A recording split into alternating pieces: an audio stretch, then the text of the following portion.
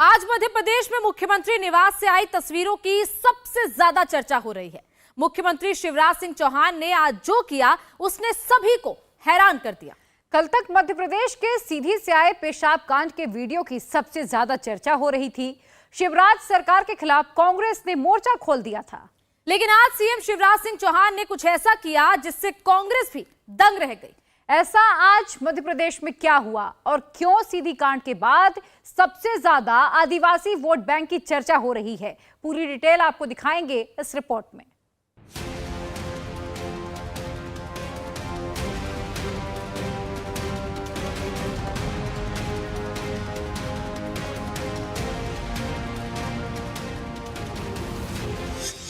कुर्सी पर सीधी पेशाब कांड का पीड़ित, चौकी पर मध्य प्रदेश के मुख्यमंत्री शिवराज सिंह चौहान और थाल में पीड़ित के पैरों को पखारते मुख्यमंत्री शिवराज सिंह चौहान की ये तस्वीरें। अब इसे मध्य प्रदेश में राजनीति की मजबूरी कहिए, मामा शिवराज सिंह चौहान का कन्हैया वाला अवतार कहिए, या फिर वोट बैंक के लिए आदिवासी समाज के आगे पेशाब कांड के बाद दंडवत हुई सरकार की मजबूरी समझिए। मुझे बहुत दुख हुआ वो घटना देख के, मैं माफी चाहता हूँ ये, क्योंकि मेरी ड्यूटी है। मेरे लिए तो जनता ही भगवान जैसे है, गरीब भगवान जैसे। लाइट कैमरा एक्शन के बीच मध्य प्रदेश में मुख्यमंत्री निवास की ये तस्वीरें हैरान करती हैं, जहां मुख्यमंत्री खुद को कन्हैया और पीड़ित को सुदामा बताते हैं। बार बार एक ही बात दोहराते हैं, तुम मुझसे नाराज तो नहीं हो? देखो, अब हम दोस्त हैं, नाराज मत होना। मैं तुम्हारे संपर्क में रहूंगा, तुम्हारा घर भी बनवा दूंगा। पहले आप शिवराज सिंह चौहान की ये बातें सुनिए, फिर आपको इन बातों के पीछे का सार और सरोकार दोनों समझाते हैं। नहीं सर, कोई मुझसे नाराज तो नहीं हो? पक्का?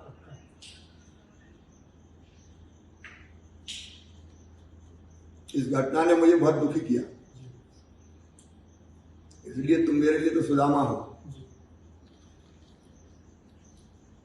गरीब ही भगवान का रूप है।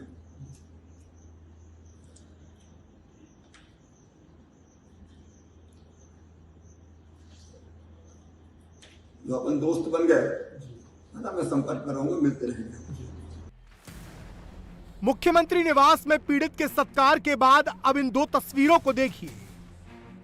पहली तस्वीर उस वक्त की है जब पेशाब कांड का आरोपी पकड़ा गया और पूरी अकड़ में थाने तक गया, और दूसरी तस्वीर है उस वक्त की जब सीएम शिवराज सिंह चौहान के निर्देश के बाद उसका घर जमींदोज कर दिया गया, एनएसए लगा दिया गया, आरोपी प्रवेश शुक्ला की अकड़ को मिट्टी में मिला दिया गया और मुख्यमंत्री शिवराज सिंह चौहान ने कहा, गरीबों का सम्मान और उनका स्थान मध्य प्रदेश में सुरक्षित रहेगा।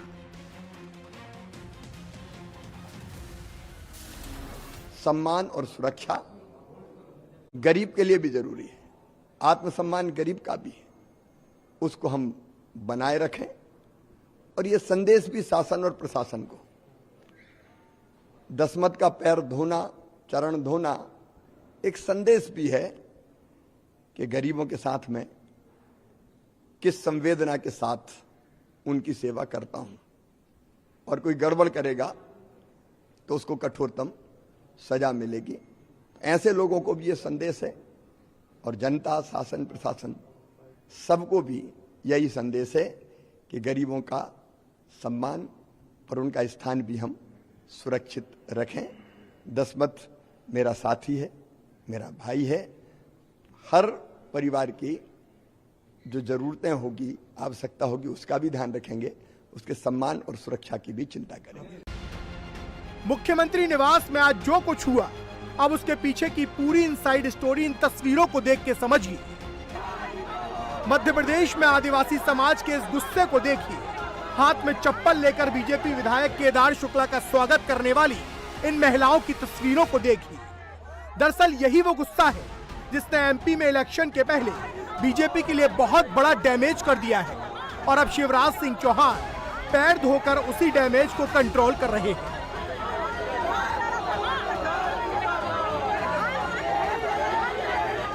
सीधी पेशाब कांड के बाद न केवल मध्य प्रदेश का आदिवासी समाज शिवराज सिंह चौहान की सरकार से जवाब मांग रहा है, बल्कि कांग्रेस ने भी इसे इलेक्शन के पहले सबसे बड़ा चुनावी मुद्दा बना लिया है। कल कांग्रेस के सीनियर विधायक कमलेश्वर पटेल और आदिवासी नेता विक्रांत भूरिया पीड़ित परिवार से मिले और आज विंध्य में कांग्रेस पार्टी के सीनियर लीडर अजय सिंह राहुल ने आदिवासियों पर हो रहे अत्याचार को लेकर धरना दे दिया। उनको श्रृंगार करो, सोने में लाद दो, माला पहना दो, पैर धो लो, इससे उनको माफी नहीं मिलने वाली है। आपने एक परिवार को तोड़ने का काम करा है, जो पीड़ित है उसी को उठा कर ले गए। और हमारी तो भारतीय संस्कृति है, हमेशा जो पूजा होती है जोड़े से होती है। तो ये कैसी पूजा है कि पति को वहां रखा है और पत्नी यहाँ बिलक बिलक कर रो रही है?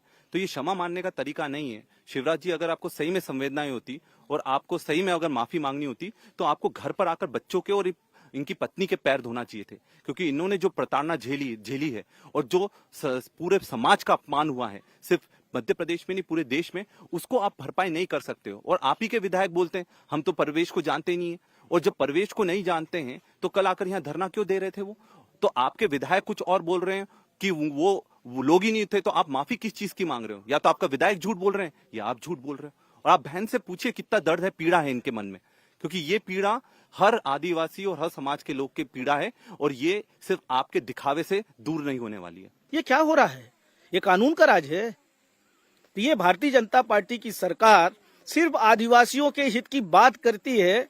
अनुसूचित जाति जनजाति के वर्ग के बीच में इतना सारा अपराध यहीं जिले में पूरे प्रदेश में घटित हुआ है, पर उनको न्याय देने की बजाय सिर्फ इवेंट करते हैं। ये मेरा आरोप है और मेरा आपके माध्यम से मुख्यमंत्री जी से भी निवेदन है कि आपने जिनको पीड़ित को वहां मिलने के लिए बुलाया है उनको उनके घर भेजिए और अपराध मत करिए। उनके बच्चे रो रहे हैं, बिलख रहे हैं, वो भूखे हैं, खाना नहीं खा रहे हैं, तो आप उनको परेशान मत करिए, उनको न्याय देने का काम करिए। न्याय आप मुख्यमंत्री हैं, वहां बैठ के भी कर सकते हैं। आपको बहुत पीड़ा है, आप उनके घर आके मिलिए। यूपी के ex chief minister Akhilesh Yadav और मायावती ने भी मुख्यमंत्री निवास में ऑन कैमरा हुए पूरे घटनाक्रम को टोटल ड्रामा बताया। एमपी कांग्रेस के चीफ और पूर्व सीएम कमलनाथ ने शिवराज सिंह चौहान के पैर पखारने वाली तस्वीरों पर सवाल उठाया और आदिवासियों पर हो रहे अत्याचार को लेकर शिवराज सिंह चौहान की सरकार को जमकर घेरा। हम ये मामला उठाएंगे, उठाने की क्या आवश्यकता है, पूरा देश देख रहा है। ये तो राष्ट्रीय एक खबर बनी है। शिवराज सिंह जी सोचते हैं कि आदिवासी समाज माफ कर देगा। आदिवासी समाज कभी नहीं माफ करेगा, कि वो परिचित हैं कि किस प्रकार की घटना है। ये तो एक घटना है, मैं तो कह रहा हूँ ये 10% ऐसी घटनाएं सामने आती हैं। और शिवराज सिंह जी जितनी नाटक नौटंकी कर लें और अपना पाप 18 साल का पाप धोने का प्रयास करें, नहीं धुलता। अगर उनकी सच्ची आत्मा होती, वो जो कैमरा बुला के वो नहीं दिखाते। उनको मतलब कैमरा से था। ये कैमरा की नौटंकी इन्होंने 18 साल कर ली है, अब ये चलने वाली नहीं है। चलिए अब आपको राजनीतिक बयानबाजी से अलग हटकर इस पूरी कहानी का सियासी गणित भी समझाते हैं। क्यों शिवराज सिंह चौहान ने पीड़ित के पैर धोए, क्यों कांग्रेस ने इसे चुनावी मुद्दा बनाया, सब कुछ समझाते हैं। दरअसल कोल जनजाति मध्य प्रदेश की तीसरी सबसे बड़ी अनुसूचित जनजाति है। मध्य प्रदेश में कोल जनजाति की जनसंख्या करीब 10 लाख से भी ज्यादा है। रीवा, सतना, शहडोल, सीधी, पन्ना, सिंगरौली में कोल जनजाति के लोग रहते हैं। इसी साल शिवराज सिंह चौहान की सरकार ने कोल जनजाति के लिए बहुत बड़ा प्रोग्राम किया था। केंद्रीय गृह मंत्री अमित शाह भी इस प्रोग्राम में शामिल हुए थे। इसी प्रोग्राम में शिवराज सिंह चौहान ने कोल समाज के सम्मान और विरासत के लिए कोलगढ़ी के पुनरुत्थान का ऐलान किया था। लेकिन सीधी में कोल समाज के व्यक्ति के ऊपर बीजेपी नेता के पेशाब कांड के बाद पार्टी की पूरी मेहनत मटिया मेट हो गई। शिवराज आज भले ही कोल समाज के पीड़ित को निवास पर बुलाकर पैर पखार रहे हैं, लेकिन उन्हीं की सरकार को कोल समाज की महिलाएं सीधी में चप्पल दिखा रही हैं। पेशाब कांड के बाद बीजेपी को डर आदिवासी वोट बैंक का है, क्योंकि मध्य प्रदेश में आदिवासी वोट बैंक कितना मजबूत है ये बीजेपी 2018 में देख चुकी है। 2018 के विधानसभा चुनाव में आदिवासी वोटरों ने बीजेपी को बड़ा झटका दिया था। 15 साल से सत्ता का सुख भोग रही बीजेपी को 15 महीने विपक्ष में बैठना पड़ा था। 2003 में बीजेपी मध्य प्रदेश की सत्ता पर काबिज हुई थी और बीजेपी की इस जीत में आदिवासियों का बहुत बड़ा रोल था। एमपी में 2003 के विधानसभा चुनाव में 41 सीटें आदिवासियों के लिए रिजर्व थीं, जिसमें से 37 सीटों पर बीजेपी ने जीत दर्ज की थी और केवल 4 सीटें कांग्रेस को मिली थीं। 2008 के विधानसभा चुनाव में 41 सीटें आदिवासियों के लिए रिजर्व थीं। इसमें से 31 सीटों पर बीजेपी और 10 सीटों पर कांग्रेस जीती थी।